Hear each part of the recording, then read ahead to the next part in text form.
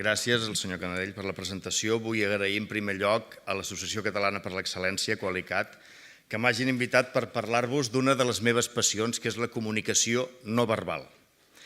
He de dir que, malgrat fa anys que m'hi dedico a parlar-ne, em sento una mica condicionat pel nom de l'associació.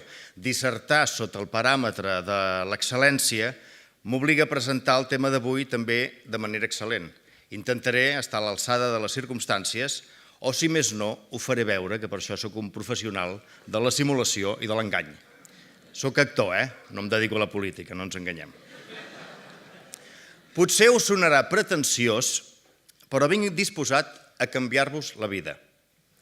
Tant dins de l'aula com a fora, espero. Crec que avui, per a molts de vosaltres, hi haurà un abans i un després, perquè la comunicació no verbal és una matèria fantàstica, el coneixement de la qual millora enormement les relacions humanes. No us heu trobat mai amb persones amb signes de deficiència social que ignoren, per exemple, l'existència d'un espai personal i se us apropen massa quan parlen? Amb la conseqüent olor, diguéssim? O de les que no us miren als ulls quan parleu? O també de les que no se n'adonen dels indicadors de comiat i no saben posar fi a una conversa?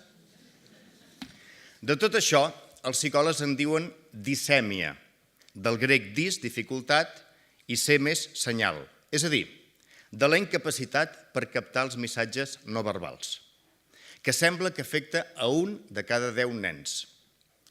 Els adults, diguéssim, no tant. Doncs sovint aquesta dissèmia es pot pal·liar coneixent les claus de la comunicació no verbal. És tan útil aquesta ciència que jo crec que hauria de tractar-se a l'escola des de ben aviat, igual que la gestió de les emocions o l'educació sexual, per exemple. Disciplines que de segur que contribuirien a millorar les persones i que actualment no sé si es contemplen en els plans curriculars. Em sembla que no. Sempre començo parlant de la comunicació no verbal referint-me a aquell aforisme socràtic que estava escrit a l'entrada del temple d'Apol·lo i que deia «Coneixe't a tu mateix». I és que el coneixement d'un mateix és també comprendre els altres, perquè tots formem part de la mateixa naturalesa. Doncs, malgrat l'antiguitat d'aquesta cita, la comunicació no verbal és una ciència relativament nova, l'estudi de la qual comença al voltant dels anys 50 del segle passat, tot i que Darwin, el gran iniciador de ciències noves, ja publicava el 1872 el llibre L'expressió de les emocions en l'home i els animals. Definim-la. La comunicació no verbal és tot allò que, sense ser estrictament verbal, emet una informació. Per dir-ho ras i curt, però no fàcil.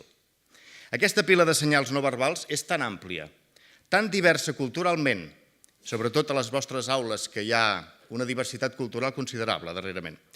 A vegades és tan ostentosa i d'altres tan imperceptible que es fa molt difícil desxifrar amb exactitud el seu significat. Només alguns experts, després d'anys d'estudi i de pràctiques, poden traduir el significat de la comunicació no verbal en paraules. Però el títol de la meva exposició parla de la comunicació no verbal a l'aula, i això ens obliga a ser específics. L'aula, ja ho sabeu millor que jo, és un espai acadèmic i social alhora. I el nen, persona, amb incompetència social, respondrà inadequadament tant al mestre com als seus companys. I l'ansietat, i la confusió, i la frustració que en resultin poden dificultar de segur la seva capacitat d'aprenentatge.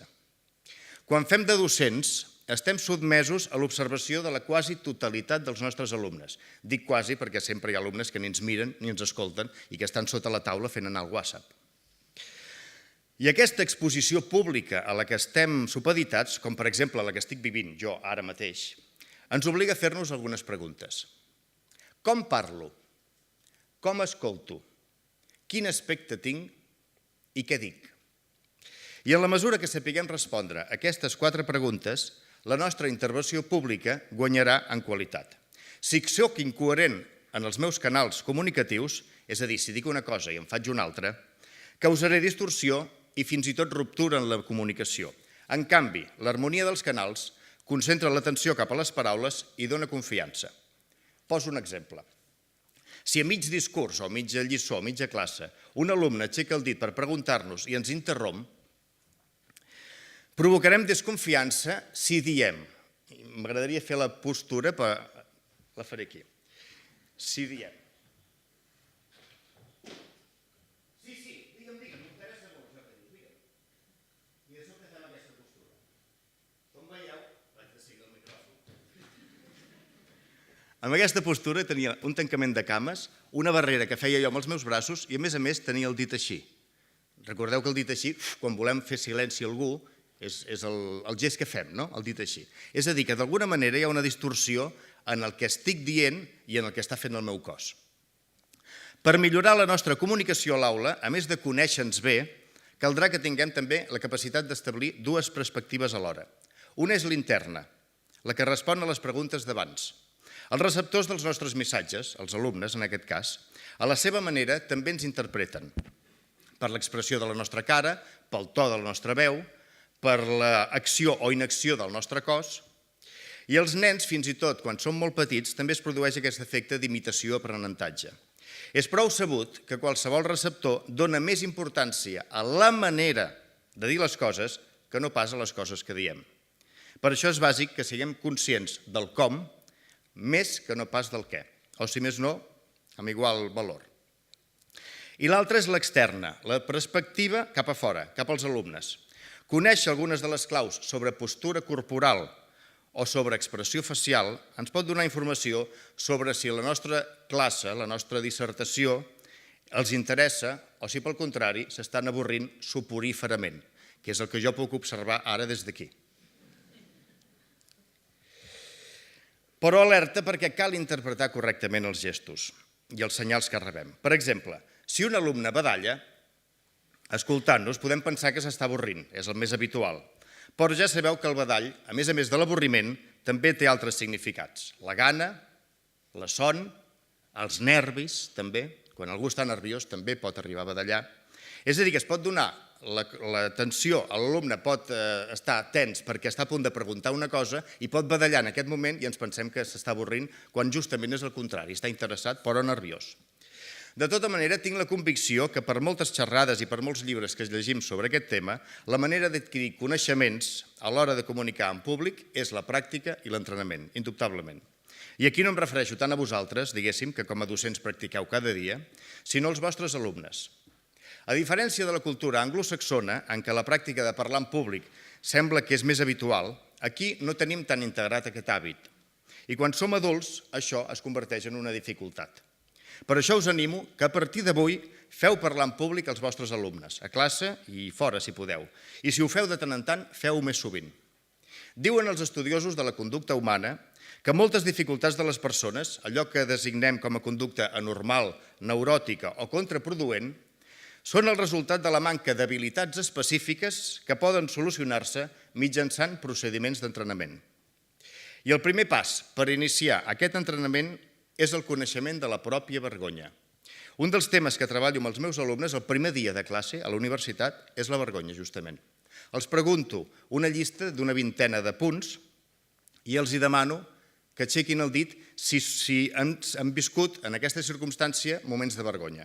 Us en llegeixo 4 o 5 perquè us feu la idea, no us demanaré que aixequeu el dit, no patiu. Us fa vergonya entrar en un lloc on hi ha gent asseguda? Ah, moltes gràcies. Que bé, així em podré bellugar per entremig de vosaltres. Us fa vergonya fer o acceptar compliments? Us fa vergonya fer una reclamació? Us fa vergonya donar o defensar les pròpies opinions? Us fa vergonya parlar en públic? Aquesta, generalment, és l'opció més votada. A la majoria de gent ens fa vergonya parlar en públic. A mi també. Fins i tot jo passo vergonya a l'hora de parlar en públic perquè em sento en una situació de risc. I en aquest cas, avui, ara mateix, per partida doble. En primer lloc, perquè estic parlant en públic i perquè en aquest moment sóc objecte de la vostra atenció. I el fet de sentir-se observat i escoltat per desenes d'ulls i d'orelles torba l'ànim a qualsevol, per pràctica que es tingui i per experiència que es tingui. I per l'altra part, perquè justament estic aconsellant ara mateix sobre com comportar-se quan tenim públic al davant. I puc estar incomplint les meves pròpies regles ara mateix. I vosaltres us en podeu adonar de seguida. Per exemple, sovint quan parlo de la mirada, a l'hora de parlar en públic, recomano sempre que es reparteixi per tot l'auditori, mesurant el temps que em miro a cadascú, que no excedeixi els 5 segons, És horrorós allò d'agafar el pobre Lázaro que està a primera fila i explicar-li tot amb ell, que es vegi obligat a sentir i els altres pobres se senten oblidats. També recordo que hem d'incidir en els flancs més febles, que són les cantonades, dreta i esquerra, i sobretot les darreres files, perquè els pèls de davant, diguéssim, ja tenen més a tiro, no? Que hem d'incloure tothom en el nostre discurs. I està clar que qui no se sent mirat, naturalment, no se sent inclòs, no? I pot ser que mentre ho estigui dient, no ho estigui fent. En aquest cas sí que ho he fet perquè justament ho estava dient, però vaja, m'enteneu, Però bé, parlàvem de la vergonya i arriba el moment de fer un exercici simple, però molt efectiu, per començar a superar la pròpia vergonya. Si això funciona... Sí, funciona? La pataca. Això se'n diu pataca, ho sabíeu? En jerga televisiva. Sí, funciona? Molt bé. Doncs és un exercici, si em permeteu, baixaré. Molt senzill. Es tracta de treure dues persones aquí a l'escenari, però no poden ser voluntàries, perquè els voluntaris se suposa que estan predisposats a col·laborar, i justament necessito el contrari. Necessito dues persones reticents a col·laborar, diguéssim, que jo ara intueixi que els hi fa un pànic horrible sortir a l'escenari. Algú, fins i tot, que pugui ser acomplexat d'alguna cosa, algú d'intel·ligència tranquil·la, diríem, i és un exercici molt senzill. Només dues persones. Agafaré un home i una dona, diguéssim, per allò de la paritat. Un exercici molt senzill. Es tracta de sortir aquí a l'escenari i es tracta, bé, té a veure amb la roba interior que porteu. I ja tinc triades aquestes dues persones. Sí? Aquestes persones són... És mentida, no és ningú.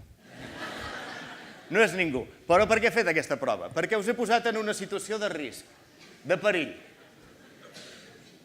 I és el que em proposo fer, diguéssim, posar-vos en una situació d'alerta, no? El nostre cos, sabeu que davant d'una situació d'alerta té una sèrie de canvis, oi? M'agradaria que penséssiu en les sensacions que heu tingut, si és que les heu tingut. Hi ha gent que potser no, que potser m'ha intuït i ha dit això és mentida coixina, i d'altres que potser deien seré jo, que és el que es tracta. Heu patit algun d'aquests símptomes? Us els llegeixo. Una certa tensió muscular, suor, la boca seca de sobte, palpitacions, taquicàrdies, el cor s'accelera, molèsties intestinals, és a dir, sensació de l'estómac buit, a vegades aquí a la boca de l'estómac se'ns acumula tota l'emoció, no? O sensació de que vol buidar-se l'estómac, també. Tremolor de les mans, de les cames, tremolor de la veu, en aquest cas no ho sé perquè no n'heu parlat gaire, uns calfreds, el clatell eriçat, urgència urinària, rubor, sobretot rubor. Bé, ja sabeu que són els símptomes que provoca l'adrenalina. Davant d'una situació de risc, el nostre cos reacciona, l'adrenalina va com a boja, repartint... La sang va molt més de pressa, per això de sobte se'ns posen les galtes vermelles, perquè la sang, segons per on passa, és el senyal, no? Justament quan tenim més vergonya hi ha un anunci que diu aquí «Estic tenint vergonya!», el pitjor que ens pot passar, però és així. Bé, els coneixements dels símptomes que produeix la vergonya davant d'una intervenció pública, per exemple, i en aquest cas, imagineu-vos, ensenyar la roba interior aquí davant de l'escenari, una situació horrorosa, de vergonya absoluta, el fet de conèixer els símptomes que ens provoca la vergonya és un primer pas per començar a superar-la. La segona vegada que estigueu en una situació de risc direu bé, em passa allò del cor, ja ho havia viscut, sí? Em passa allò de les mans que em suen, etc. És per dosificar-la, per mesurar-la, no pas per perdre-la. Perquè la vergonya davant de parlar davant d'un públic no es perd mai, no la perd ningú mai, per experiència que es tingui. Sempre, quan parles davant d'un públic, hi ha aquella sensació. El cos es prepara, diguéssim.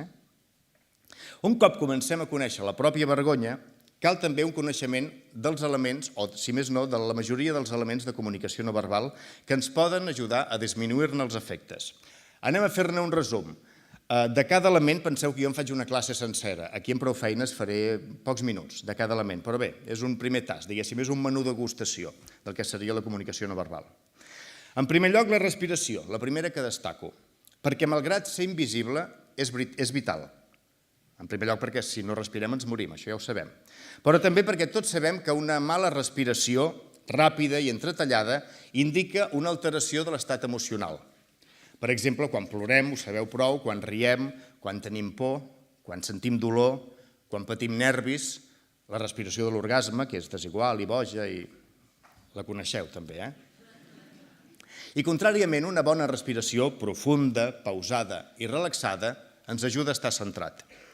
No m'entretindré a parlar de la respiració toràcica i abdominal, ni del múscul del diafragma. Si heu fet ioga o heu fet teatre o heu estat a classes de veu o de cant, per exemple, coneixeu la importància de tot això. Segur que els alumnes de l'Institut Escola Oriol Martorell coneixen la importància del diafragma, sobretot si han de bufar un instrument. Però sí que us puc explicar un exercici d'administració de l'aire que va molt bé per relaxar-se quan estem nerviosos. Quan els alumnes estan alterats a classe, per exemple, els hi podeu fer. Si a algú li costa dormir, també és molt recomanable com a somnífer, perquè bàsicament és un exercici molt avorrit. La cosa és, us l'explico, no us el faré fer, la cosa és que ens buidem d'aire, omplim. Jo als meus alumnes, que són universitaris, els dic una cosa molt marrana, que vosaltres no digueu als vostres alumnes si són menors d'edat, però els dic, hem d'omplir-nos d'aire de bigoti a bigoti. És porc, ho sé, però així els hi queda ben clar des d'on han de començar a omplir d'aire. Ens omplim d'aire, retenim 3 segons l'aire dins i el traiem amb un fil d'aire, de manera que si tinguéssim una espelma aquí davant no s'apaga mai però belluga la flama, d'acord? Així dura estona, diguéssim, i aleshores els faig aixecar el braç quan se'ls acaba l'aire en si. I és curiós veure com hi ha tios que són com a torres, que se'ls acaba l'aire de seguida, i en canvi hi ha retacos que duren i duren i duren. És a dir, que no té res a veure la presència física amb la capacitat que tinguem d'aire. Aquest exercici diuen que fa Montserrat Cavaller des del llit abans d'aixecar-se cada dia, i cada dia aguanta un segon més, retén 3 segons, retén 4, retén 5... Així està ella d'estupenda. Bé, el segon element que us vull parlar és la veu. La meva foniatra, que vaig un cop a l'any, diguéssim, per fer una revisió com si portés el cotxe, em va dir un cop que els seus principals pacients són els mestres i els professors. És cert? Teniu problemes de veu? La veu també és un bon indicador del nostre estat anímic i sentimental i emocional. Si parlem monòtonament, amb poca entonació i el volum baix, de segur que serà que estem avorrits, tristos o que tenim vergonya. I no arribem a l'última fila. En teatre et diuen una de les coses primeres és que tu has de parlar pel de l'última fila que també ha pagat entrada. En canvi, una veu activa que va canviant de to i d'inflexions durant la conversa indicarà dinamisme, extroversió i a més és agradable d'escoltar, molt més agradable que la veu monòtona d'un sol to. L'estudi i el coneixement de la pròpia veu és una feina d'anys. Amb prou feines tenim, diguéssim, uns minuts ara, però és prou temps com per repassar de què es composa la nostra veu i la nostra manera de parlar. El volum, en primer lloc, parlar fort o parlar fluix. El to, que és l'escala musical, podem parlar molt greu o podem parlar molt agut, depèn, no? A vegades, per exemple, si un nen està a punt de passar al carrer, utilitzem els aguts. Joan! I el nen s'atura. El timbre, únic i exclusiu de cadascú. Tots tenim un timbre diferent perquè depèn, diguéssim, de la caixa de ressonància, de l'aparell fonador, que en diuen. Hi ha gent que té la mandíbula més endavant i, per tant, el seu timbre serà diferent. A l'hora de fer personatges és molt útil, això. Per exemple, avui no ha vingut la consellera, però la consellera té un timbre diferent perquè també té la caixa toràcica diferent. Ha marxat el senyor de la Generalitat, no? Molt bé, la claredat a l'hora de parlar, vocalitzar i dir totes les síl·labes, que s'entenguin totes les lletres, les consonants, les vocals, etc. La velocitat, sabeu que parlar massa de pressa atabala i parlar massa a poc avorreix soberanament. I soberanament em refereixo al sobirà, diguéssim, d'Espanya, que parla... L'única cosa que fa que és llegir discursos i un fam fatal, ell i el fill també. La fluïdesa, a l'hora de parlar, ser àgil, diguéssim, posar èmfasis a segons quines paraules. Jo em passo el discurs posant èmfasi a segons quines paraules que m'interessa destacar, com subratllar, o que estiguin en negreta. Una de les coses més importants, les pauses, els silencis. És la millor manera de cridar l'atenció al respectable. Diuen que el millor orador és aquella que sap dominar les pauses i els silencis. També les vacil·lacions, tan pesades en els discursos, quan ens donem temps per buscar la paraula concreta. La cadència, diguéssim, variar el ritme del discurs, la modulació, variar el to del discurs, Hi ha tota una colla d'exercicis per practicar, des de llegir en veu alta, exercicis gratuïts, de fet. Des de llegir en veu alta, un discurs, heu de fer llegir els vostres alumnes també, a classe, de posar-se un llapis a la boca, i això ens obliga a forçar tant els llavis com la llengua, activar aquesta zona a base d'exercicis com diguéssim. Tenir la llengua activa és molt hàbil, no només per parlar. Una veu amb una potència, un to i un timbre adequats poden calmar un exaltat, convèncer un reticent, estimular un apàtic, adormir un nen, enamorar una persona, etc. El que ens proposem. Pel que fa al cos, hi ha uns elements essencials en el llenguatge corporal que són clars indicadors de l'estat d'ànim, també. En primer lloc, la mirada, la principal, la clau de la comunicació humana, la gent que hi veiem, naturalment. Amb la mirada expressem emocions, afiliació i desig de relacions íntimes o professionals. Però també pot ser una xivata si ens descuidem, perquè els ulls difícilment menteixen. El contacte visual dificulta l'engany. Quantes vegades no hem sentit allò de mira'm els ulls i digues que m'estimes? És a dir, que us recomano que si heu de mentir, ho feu mentre conduïu, o cuineu, o cosiu, perquè no us obligarà a mirar la persona en qüestió. La mirada també pot reflexar aversió o desig de no comunicar-se. Tingueu present que una mirada prolongada crea incomoditat i ansietat. Quantes vegades no hem mirat un alumne perquè s'està portant malament tota l'estona i efectivament s'acollona.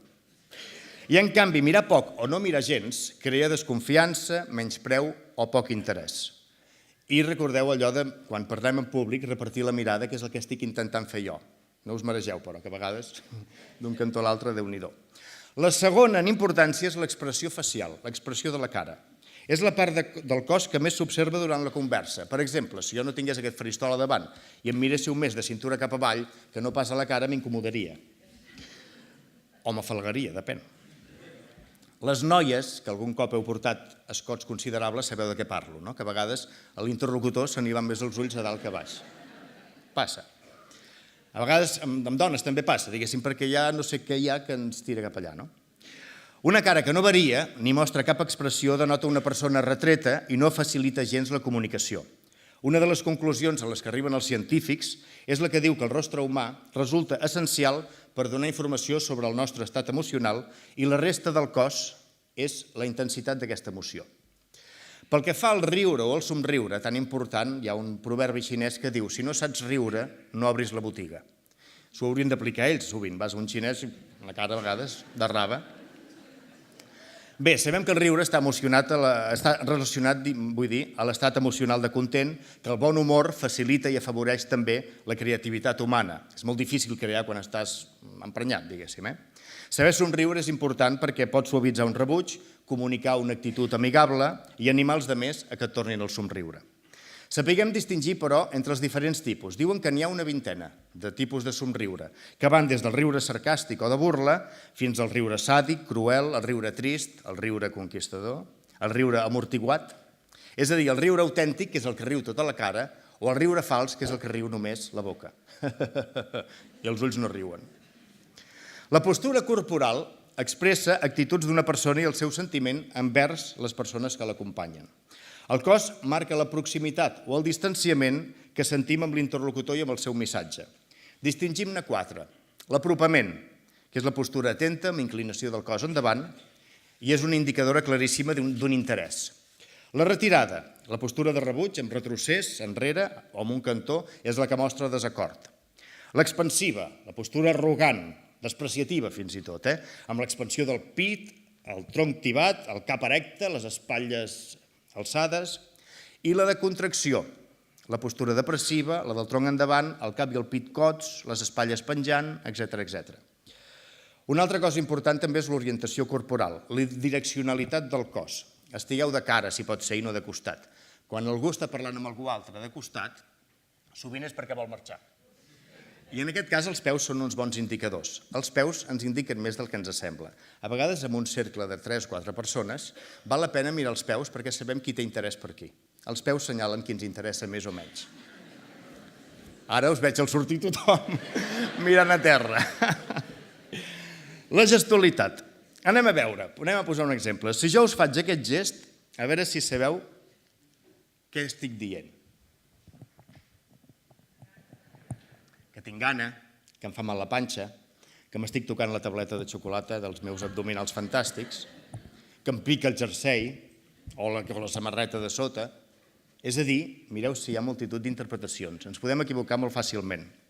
En canvi, si jo faig aquest, és que tinc mal de panxa. I si faig aquest, és que tinc gana.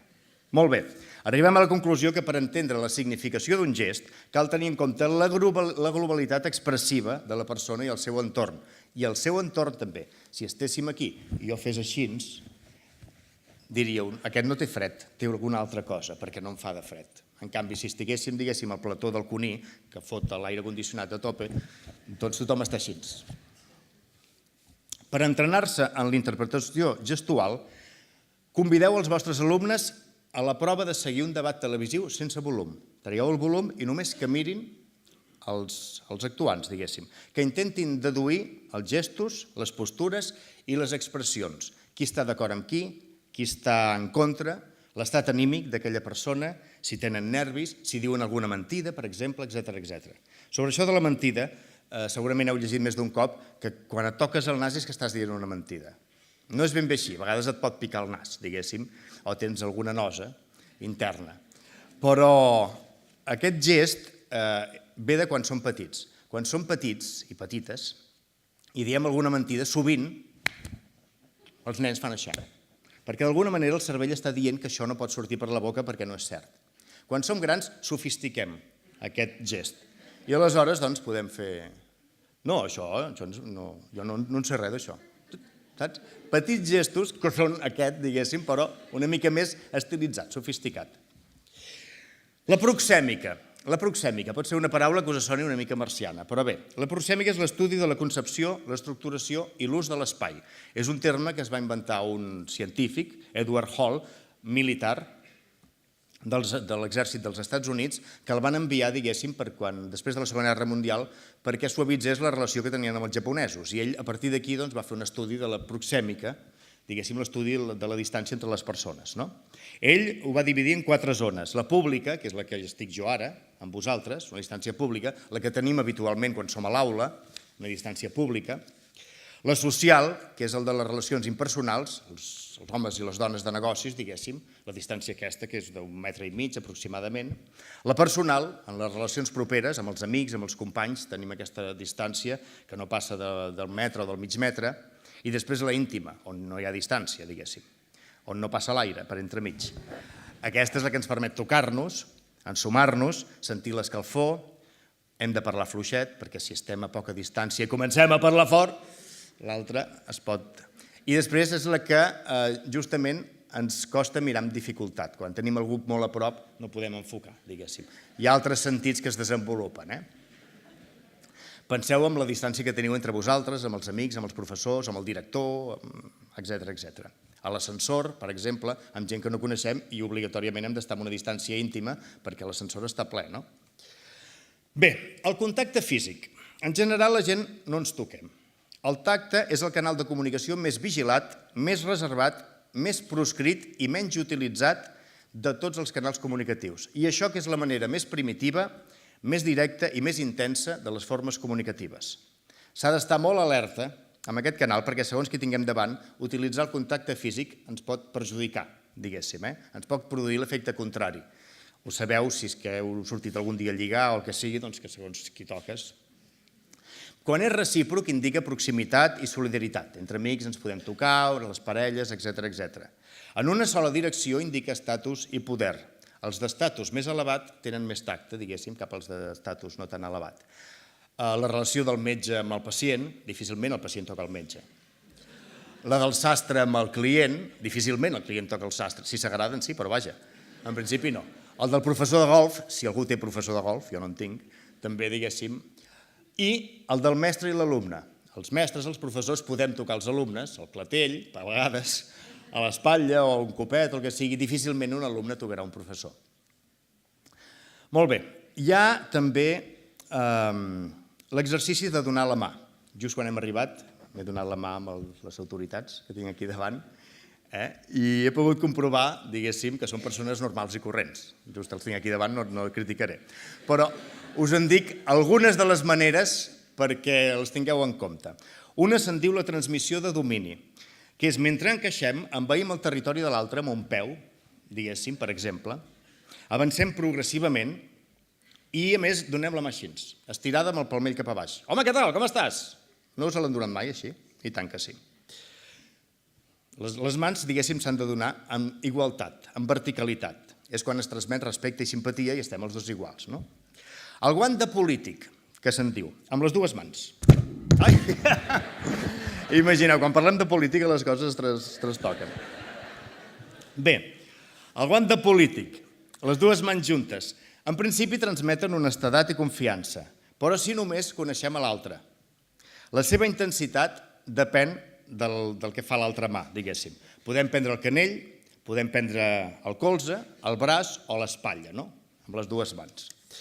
Aquesta forma d'encaixada, tan pròpia dels polítics en campanya electoral, pot provocar desconfiança i rebuig, sobretot en el destinatari, sobretot si no hi ha la mateixa filiació política, naturalment. La mà de peix, diuen que aquesta és la que donava en Franco, el dictador Franco, que és fluixeta, enganxadissa i tova. És la rebutjada per tothom, no ens agrada gens. Quan algú ens dona aquest tipus de mà, ens provoca una desconfiança impressionant i una certa angúnia, també, sobretot si està mullada, no? Sap greu perquè la suor és una cosa que no es pot controlar. Però vaja, hi ha gent que em pregunta sovint, què faig que tinc la mà suada? A mi també em suen les mans. El més pràctic és tenir un paper de cuina a la butxaca i abans de donar la mà, secar-te-la. La mà trituradora, la que et fa mal als ossos aquests. És la típica del tipus rústic, ruda, agressiu fins i tot. Molt bé, diferents tipus de mans. Ara, quan sortiu, us doneu la mà i a veure què aneu comprovant. L'aparença personal, un altre dels elements. Estic segur que la indumentària dels vostres alumnes sovint ha estat motiu de conflicte.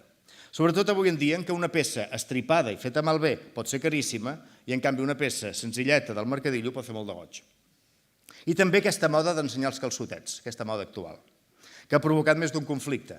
Als Estats Units, per exemple, a Atlanta, hi ha una prohibició d'ensenyar els calçotets pel carrer, amb pena de multa. Els americans ja ho són així, Aquesta moda, diguéssim, no sé si sabeu d'on prové. Prové de les presons dels Estats Units. Quan donaven la roba als presos i els hi venia gran, naturalment no donaven cinturó ni res que sigui susceptible de poder-se penjar, i aleshores ensenyaven els calçotets. I també, a més, era un codi de reclam sexual a dins de la presó. Per exemple, quan més calçotets ensenyaves, més ganes tenies de jaleo. I aquesta moda, diguéssim, s'ha heredat i de sobte veus nanos, sobretot nois, més que noies, de 12, 13, 14, 15 anys ensenyant tot el cul, tots els calçotets allà. No sé si us hi heu trobat a classe i si els hi crideu l'atenció o no. Seria interessant de saber. Però bé, les col·lisions per l'aparença personal no són exclusives només de l'aula. Justament al Parlament de Catalunya, la presidenta del Parlament va cridar l'atenció als diputats de la CUP perquè anaven al Parlament a treballar amb texans i samarreta. Ells van respondre que era la seva manera d'anar fins i tot al carrer, que no volien canviar d'un lloc a l'altre i que formava part també del seu ideari polític. I a partir d'aquí hi va haver una trifulga, un no va canviar, diguéssim, de vestuari i l'altre no va canviar d'opinió i així està. Avui, menys que mai, l'hàbit no fa el monjo. Hi ha homes amb americana i corbata que són molt més lladres que no pas homes amb samarreta i texans. Ho sabeu prou bé. Ho patim prou.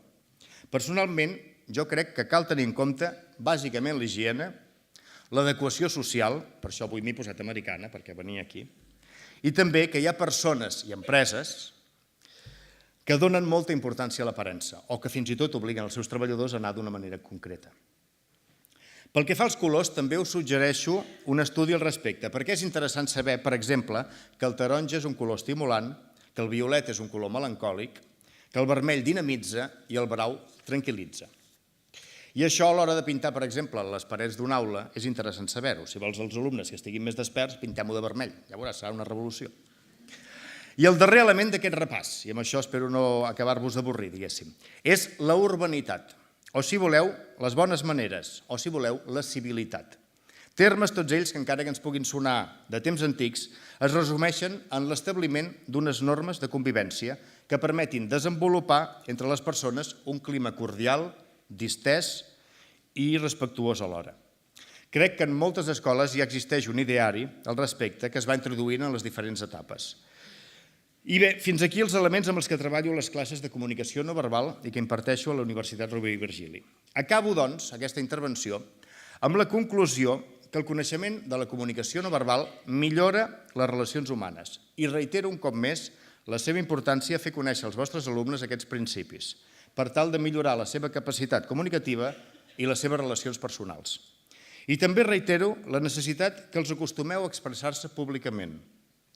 A tal efecte, hi ha una colla d'exercicis pràctics basats en dinàmiques teatrals que es poden preparar i entrenar per parlar en públic, que trobareu en llibres de jocs, teatrals o fins i tot a l'internet n'hi ha una colla. Amb ells aprendran la necessitat de practicar, és a dir, d'assajar, i també la capacitat d'autocrítica. La crítica sempre ha anat acompanyada al teatre. Us deia al principi que venia disposat a canviar-vos la vida a través del coneixement de la comunicació no verbal. I espero que, com a mínim, us hagi despertat alguna inquietud al respecte amb aquest repàs brevíssim al que ens hem deixat moltes coses importants per desenvolupar, però el temps és el temps. Us convido a que investigueu sobre aquest tema i que ho apliqueu a l'aula i ho apliqueu també entre vosaltres i en les vostres relacions personals. Si l'objectiu d'educar és formar les persones ajudant a desenvolupar les seves facultats físiques, morals i intel·lectuals, el coneixement de la comunicació no verbal serà bàsic a l'hora d'interactuar i la seva habilitat d'expressar-se en públic.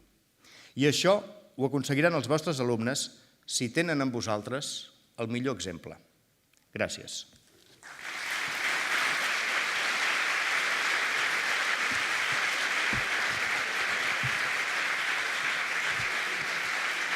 Una cosa, un compromís, i hem anat una mica accelerats. Per tant, hauríem d'esperar perquè si no l'esmorzar no estarà a punt. Us puc explicar qualsevol cosa.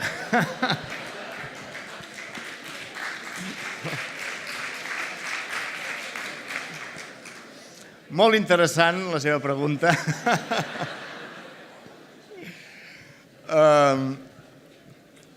No sé de què puc parlar. Puc parlar de... Mira, a l'hora de construir personatges, per exemple, els còmics ens dediquem a construir personatges i el que fem és modificar, us ho deia abans, la nostra caixa de ressonància. Si ara aneu a veure aquesta obra de la família Irreal, per exemple, on veureu companys meus fent diferents personatges, sovint el que fan és això. Un dels mètodes és mirar-se molt el vídeo del personatge en qüestió. És que recordo ara l'Agnès que parlava amb l'Agnès Busquets, és la que interpreta també la consellera Rigau. I m'ho deia, diu, és de les més fàcils que he fet. Diu, així com la Camacho és difícil, perquè, doncs, diguéssim, parlar amb la boca torta t'obliga a un exercici diferent. La senyora Rigau, honorable senyora Rigau, diguéssim, és fàcil perquè només fent així, doncs, ja s'assembla, no? Avances els morros i parles escapant-se la salivera. A Convergència hi ha una escola de polítics, sobretot a l'estiu, fan escoles de polítics per ensenyar-los justament a parlar en públic i tal, i no sé per què, tots adquireixen aquesta mena de to de nas. Us hi heu fixat que de sobte el president Mas i l'OMS també tenen aquesta cosa. Miri vostè, aquesta cosa de nasal, a la màscara se'n diuen, no? Diguéssim, quan la veu peta aquí. La veu ens pot petar de totes maneres, pot petar justament a la màscara, al front, o hi ha gent que el clatell li peta, o per aquí, a les galtes, hi ha gent que té moltes galtes, li peten, depèn de si tenim el paladar més concau o més pla, ens petarà d'una manera o d'una altra. Per això els timbres són únics per cadascú, no? Diuen que si féssim l'exercici de que totes les nostres mares, per exemple, estessin en una aula parlant alhora, primer que seria un mareig, però que nosaltres amb els ulls tapats seríem capaços de descobrir on és la nostra mare, perquè el seu timbre és únic i exclusiu, no? Imagineu. I si volem modificar el nostre timbre, hem de modificar la caixa de ressonància, la boca, l'instrument. Una altra cosa interessant. Alguna pregunta més? Si teniu, aneu preguntant, com vulgueu. Alhora veig un senyor que s'aguanta el cap així. Hi ha dues raons per les que ens aguantem el cap. Una és a vegades per sentir-nos que existim, diguéssim, el que se'n diu els adaptadors. Sí, us en fotreu, però és així. Els adaptadors. Els adaptadors són totes aquelles accions o gestos que fem sovint que no tenen valor comunicatiu. No heu vist els informatius dels telenotícies, per exemple, com els que estan parlant a càmera i llegint, per tant, el teleprompter, tenen un bolígraf a la mà. Dubto que en aquell moment diguessin, un moment, que apunto una cosa. No ho fan. No ho fan mai, però en canvi el tenen. Per què? Perquè tenir aquella cosa a la mà, de sobte, ens calma una mica. Saps? Tenim la mà ocupada. És un adaptador, se'n diu adaptador perquè ens adapta a les circumstàncies tenses, no? Davant d'un... Per exemple, aquest faristol és un adaptador fantàstic. Si jo em trobés aquí, em sentiria una mica més en fals, no? Diguéssim, què faria amb les mans? Estaria tota l'estona... No sé si recordeu els monòlegs de Buenafuente, que es passava l'estona acordant-se l'americà i tocant-se l'orella. Tot això no deixen de ser adaptadors. Quan ens toquem el cabell, per exemple, a vegades també per coquetejar la gent que teniu cabell, doncs ens toquen el cabell, no? Una manera de coquetejar, però vaja, tota aquesta sèrie d'elements. I tocar-se, a vegades, pessigar-se fins i tot, aquestes autoagressions no deixen de ser adaptadors també, no? Tocar-se et reconforta. I això, diguéssim, ens retrotreu quan érem petits, no? Quan ens mimaven i ens cuidaven, ens tocaven i ens acaronaven. Quan no tenim ningú a prop per fer-ho, ens ho fem nosaltres mateixos. Hi ha moltes coses que ens fem nosaltres mateixos quan no tenim ningú que ens les faci. Aquesta és una. Tocar-se el bigoti, hi ha gent que porta bigoti, que es maceren la barba, diguéssim. Tot això no deixen de ser adaptadors. Accions sense valor comunicatiu, difícils d'interpretar, diguéssim, i ara m'he caigut el bolígraf, perdoneu, però que els fem sovint, que els esteu fent ara. A vegades ens aguantem el cap perquè si traiéssim la mà cauria, de son que tenim. A vegades amb els vostres alumnes passa també, hem de distingir, diguéssim, de quan ens estem acaronant o quan estem molt atents i ens toquem a quan ens estem aguantant per si tenim son, no? Proveu, traieu el braç dels alumnes i si el cap cau és que s'està avorrint i té son. Alguna pregunta més? Sí. Aquí hi havia una pregunta. Sí, bueno, només un comentari aprofitant. Nosaltres soc d'un institut d'Olesa de Montserrat, on fa més o menys 3 anys que vam detectar que realment l'alumnat no sabia parlar en públic, és a dir, des de primer a quart d'ESO no sabien parlar en públic, i llavors vam començar a fer com una transversal, o sigui, en el centre intentar garantir que tots els alumnes, almenys en alguna franja, exposessin el que sabien en una exposició oral. I ens ha anat bé en el sentit que almenys hem garantit que s'obliga, és a dir, qualsevol nen del centre, des que entra fins que acaba quart, està obligat a fer exposició. El que llavors trobo que amb això, clar, el professorat no estem gaire preparats. A mesura que han anat perdent la por, doncs es va veient això com ho podem ensenyar. Només volia comentar un parell de coses. Sobre això de les pàgines web, diu si hi ha... És a dir, quin tipus de recomanacions es podia fer perquè nosaltres a classe, el professorat, poguéssim ajudar els alumnes a fer aquestes exposicions, és a dir, a explicar el que saben en públic, quines són les recomanacions que es podien fer. I després també si podia recomanar alguna pàgina d'aquestes que diu que n'hi ha, o com hauríem de buscar-ho per poder, diguéssim, perquè el professorat amb això jo penso que la majoria no hem estat preparats per aquest tipus de docència. Aquesta era la pregunta. Gràcies. Aquí hem d'anar a petar al teatre. Els exercicis teatrals per infants, que hi ha una colla de llibres on hi ha exercicis bàsics per començar, sobretot, a saber estar dalt d'un escenari i a saber dirigir-se davant d'un públic. Jo, als meus alumnes de la universitat, dono una part de teoria, però sobretot el que dono és pràctica.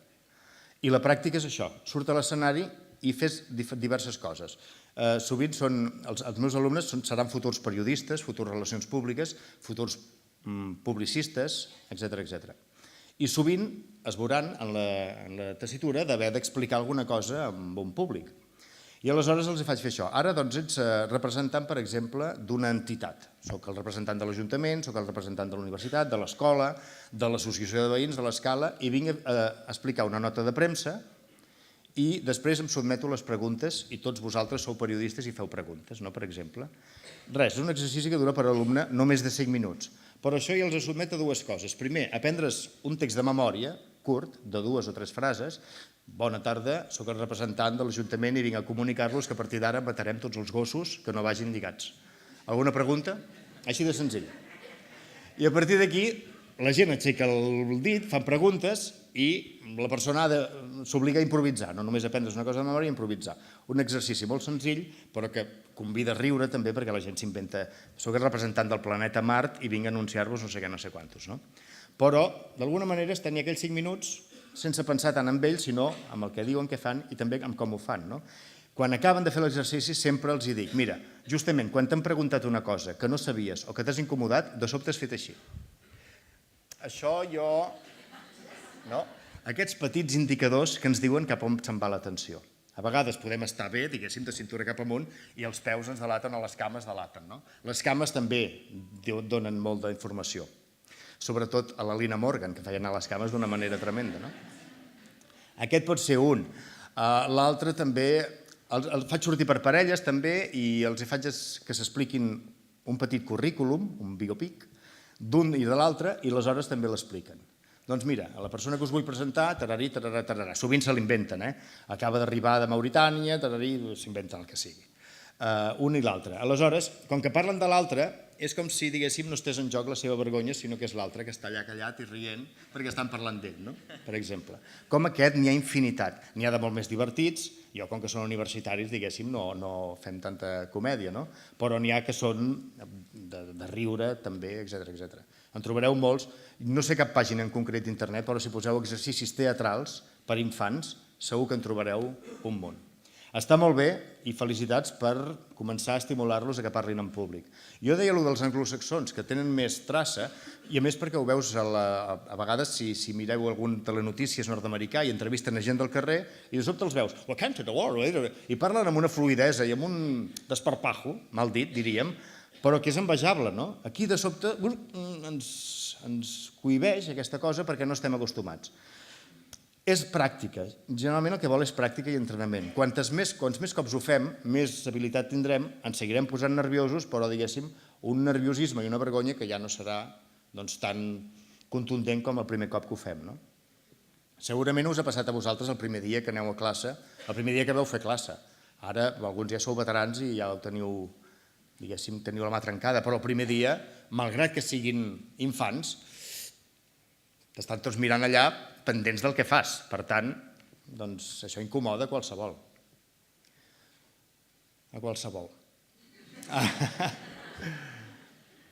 Hi havia una cosa al principi que he pensat, si tens temps els hi preguntaràs, és a dir, que ara em toca preguntar-vos a vosaltres amb mi, jo a vosaltres vull dir, sobre, a veure si me'n recordo, si voleu fem l'exercici aquest de la vergonya, el que us he llegit és dur això d'haver d'omplir quan ja tens tot el pa que et donat, diguéssim. Però bé, anem a jugar. Estem parlant de la vergonya, de parlar en públic i ara és una bona oportunitat. Us fa vergonya entrar en un lloc on hi ha gent asseguda? Us demano que aixequeu el braç. És un exercici. Jo, si no aixequeu el braç, entenc que teniu això superat i, per tant, no us costarà res sortir aquí i ensenyar-nos la roba interior. O potser és que teniu tanta vergonya que sou incapaços d'aixecar el dit, amb la qual cosa l'exercici de sortir aquí i ensenyar la roba interior també és útil. Si us fa vergonya, quan entreu en un lloc i hi ha gent asseguda, a mi sí. Us fa vergonya, feu acceptar compliments. Molt bé ho has fet això, I sovint ens quedem que no sabem què dir. Un cop, molt bé, gràcies per aixecar el dit. Un cop la Judit Mascó em va dir, la Judit Mascó és una persona que impressiona, sense dir res, només t'hi apropes i dius, com pot ser això tan meravellós, no? Dona guapíssima. I em va dir, sempre que em diuen, m'ho diuen sovint, que guapa que ets, sempre dic, gràcies. Jo em quedo tan ample. Doncs per què no ho fem, això, no? Quan acceptem compliments, gràcies.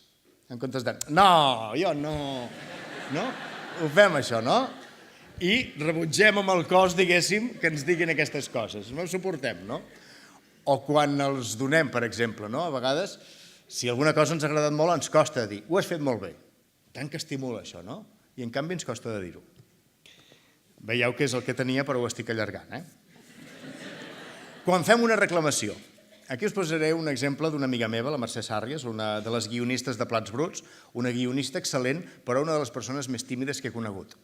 Diu, una vegada vaig entrar en una carnisseria i vaig demanar 1 quilo de pernil dolç. Diu, jo volia demanar 100 grams, però em vaig equivocar. Em van donar 1 quilo de pernil dolç i no vaig gosar dir que no el volia, amb la qual cosa ens vam passar mesos i mesos menjant pernil dolç a casa. Aquesta és boníssima i és real, us ho asseguro. Per la incapacitat que va tenir de dir, no, m'he equivocat. aquell ja estava tallat, diguéssim, doncs au, a menjar pernil dolç. Aquesta és una exageració, però a vegades passa. Fer una reclamació. Donar o defensar les pròpies opinions. Això costa a vegades, sobretot quan estàs en un entorn on tu ets l'únic marcià, per entendre'ns, no? Costa molt donar opinions polítiques, opinions religioses, no? Per això els berbers sempre diuen aquí no es parla ni de religió ni de política, perquè per no crear conflicte. I parlar en públic és la més votada. Jo no sé si us passa a vosaltres. Us fa por parlar en públic? Si ara us diguessin, surt aquí i explica alguna cosa, sí? Jo no sé si el director premiat ha tingut aquell moment de tensió quan ha sortit. L'has viscut també, no? Malgrat ser de les Terres de l'Ebre, diguéssim, que sou més xaus pelante,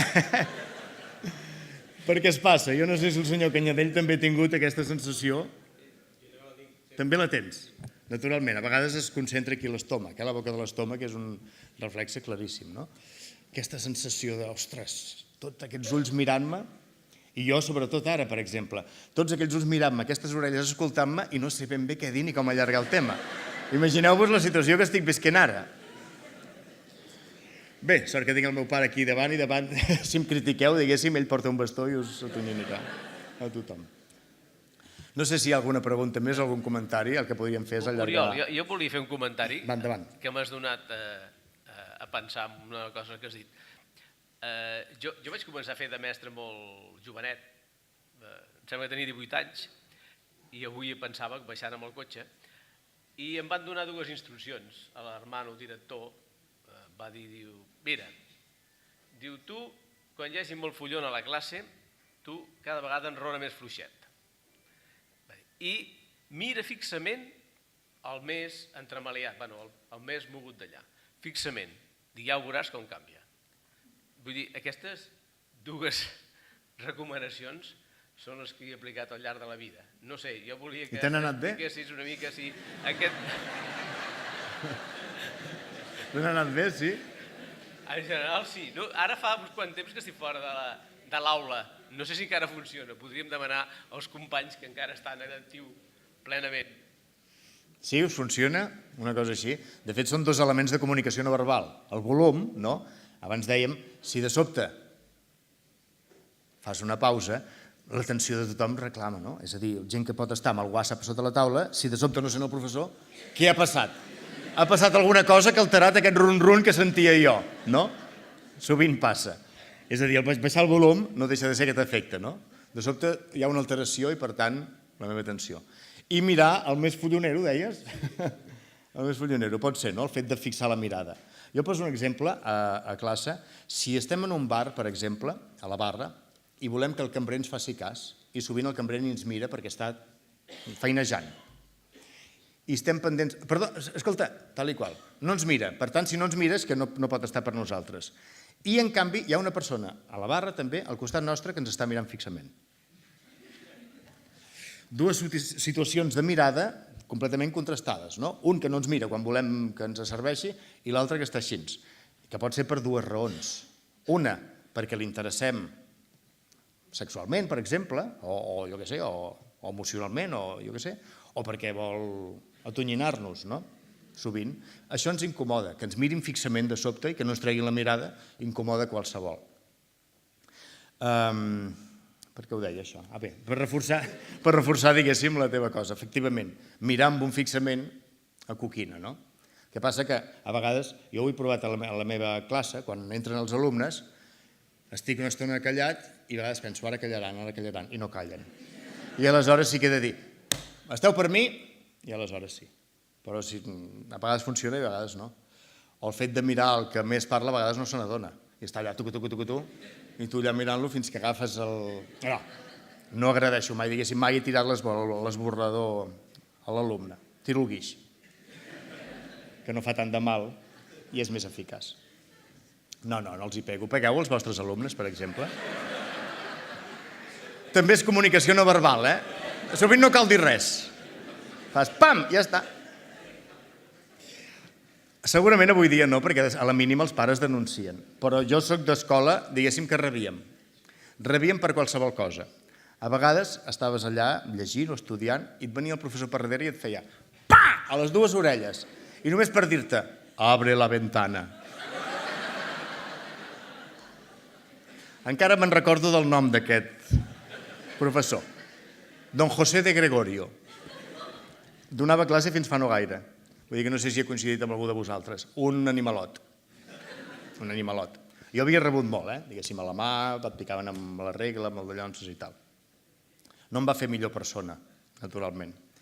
Pagueu, vosaltres? No. Deixem-ho estar. Segur que no, segur que no. Alguna altra pregunta que hi hagi? Alguna cosa que us inquieti, que us amoïni? Va, mon pare, veus que col·laborador? Un moment, que et baixaran el micro. Espera, que et baixaran el micro, que si no, de l'última fila no et senten. Gràcies. M'agradaria conèixer com varies la capacitat fonal per fer el personatge del Palomino. Ara has anat a treure el Palomino, també? Home. Ja parlarem a casa. Si home, aplaudiu això. No, home, no! No, era ironia! Per favor. Era ironia. No calia aplaudir. Bé, val a dir, mira, aprofito per anunciar que avui és dijous. Avui s'estrena un programa per TV3 que es diu La Meva, que parla sobre els 30 anys de TV3. I el programa no sé si dura una hora o mitja hora, no ho sé ben bé clar, però l'últim minut i mig torna a sortir Palomino una altra vegada. Amb la diferència que parla en català, diguéssim, amb els temps que corren, quasi que hablo en català, perquè si no, pam. Bé, Palomino és tan fàcil, no deixa de ser la recreació d'un senyor amic meu, diguéssim, que ens truquem cada 2 mesos així, el senyor Bernardo Cortés, un poeta d'aquí a Barcelona. Treballa a la Barceloneta tocant la guitarra pels bars i venent els seus llibres de poesia. Ell és bàsicament poeta, es dedica a la vida cantant, però és poeta.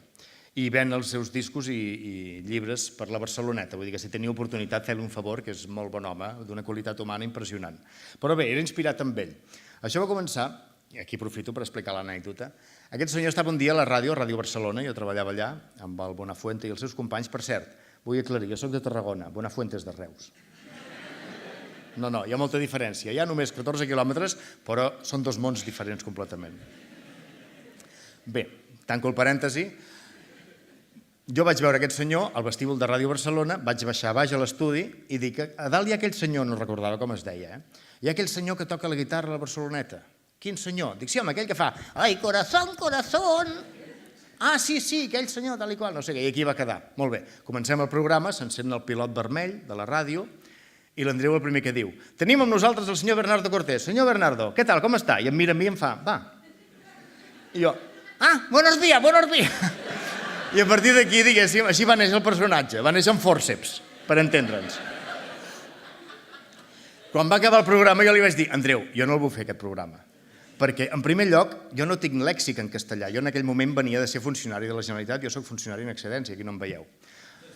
A l'atenció a la infància i a l'adolescència, estava allà. Sí, una animació tremenda aquest departament. Rèiem cada dia. Bé, jo venia d'allà, diguéssim, i el meu lèxic era català i el castellà em costava molt, per això Palomino sovint fa catalanades, no? I li deia, en primer lloc, perquè no tinc lèxic en castellà, i després, perquè em fa una cara molt lletja, se m'obren els forats del nas, se m'enfonsen els llavis i no tinc ganes de fer aquest personatge. No va servir de res, els de Reus són molt obtusos. I vet aquí que ara ja li estic molt agraït al personatge, m'ha permès dir coses que habitualment no hagués dit mai, i menys per televisió, i en canvi, trona avall, ho he fotut. Seguiré fotent-ho a partir d'avui, per exemple, a la nit, i a partir d'aquí cada setmana, diguéssim, durant 24 setmanes que durarà el programa. 12 farem vacances i 12 més. I com el faig? Molt bé, doncs és tan fàcil com això. Col·loco la veu aquí a la màscara, és a dir, que parla així, d'alguna manera, pujo el to de veu i enfonso els meus llavis de manera que no es vegin les dents, perquè al pobre senyor Bernardo Cortés li falten les dents. Y parlo així. Hombre, ¿qué tal? ¿Cómo está, Oriol? ¿Cómo está? Me alegro mucho de verte. Bé, la dificultat, jo de tant en tant ens truquem. Com està, senyor Bernardo? Ens truquem per Nadal, per les dates i així, i tenim una certa amistat, i la dificultat és entendre'l per telèfon. Si el veus, pots intuir, diguéssim, allò de la comunicació no verbal, pots intuir què et diu i què et deixa de dir, però per telèfon és impossible. Aleshores jo de tant en tant, ja, sí, ja, claro, perquè no en tinc ni idea del que està dient, pobre home. Però en tot cas, vario el meu aparell fonador, i així surt el personatge. I també el meu cos, diguéssim. L'inclino i sembla que sigui més baixet. Ja està. És molt energètic el personatge de Palomino, no tant ell, el senyor Bernardo és més tranquil. Però Palomino és molt més energètic i tal, i realment acabo suat, amarat, i perdo no sé quants quilos cada interpretació. Sembla que sigui fàcil, però allò és... Mana, te'l faci una mica? No. Avui no toca, que estem amb la qualitat, diguéssim, i l'excel·lència. I per tant... Això de l'excel·lència ho he dit al principi, però... Palomino tenia molta qualitat humana, no? Sí.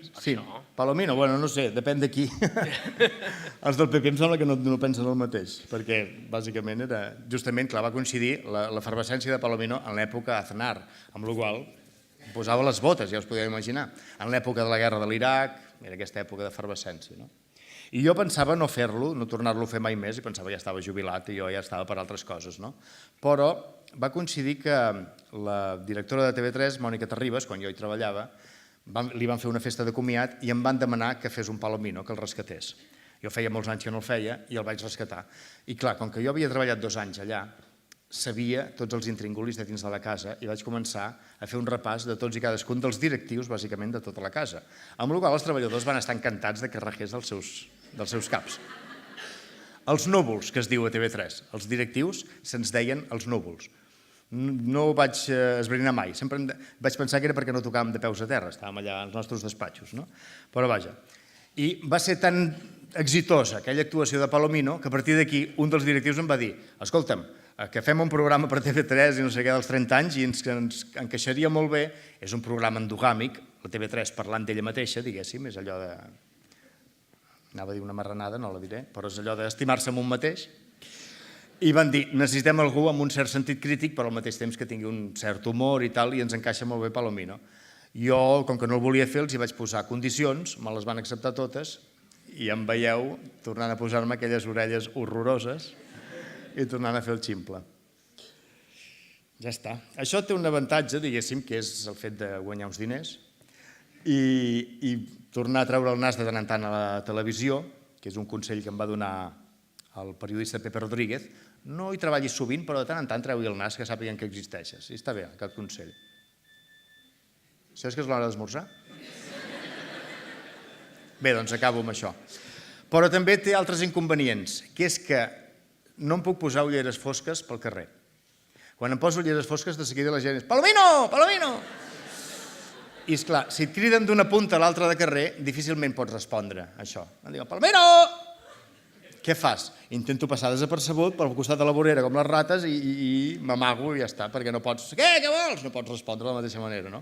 A vegades em pregunten, et fot que la gent t'aturi pel carrer amb això de la popularitat i tal? Jo ja n'he perdut molta, però en la seva època d'efervescència, doncs sí, la patíem molt. La patíem o la gaudíem, no? Jo sempre dic que si algú se t'apropa respectuosament i et diu algun comentari, no passa res. Ara, si algú et crida de punta a punta, difícilment pots combatre això, no? És a dir, depèn de com t'entri la gent. O hi ha gent que de seguida t'entra, què tal, com estàs? I et fan allò que et toquen de qualsevol manera, no? Cosa que no farien amb un presentador de telenotícies, perquè se suposa que parla de coses serioses i marca una distància. En canvi, quan fas humor, sembla que ets com un amic, com un veí, com un germà, i per tant, no hi ha fronteres a l'hora de respectar, no? I amb aquesta cosa tan seriosa i tan de mal rotllo, acabo la intervenció, em sembla que ara ja sí que toca, tenim gana d'esmorzar. Moltes gràcies. Moltes gràcies.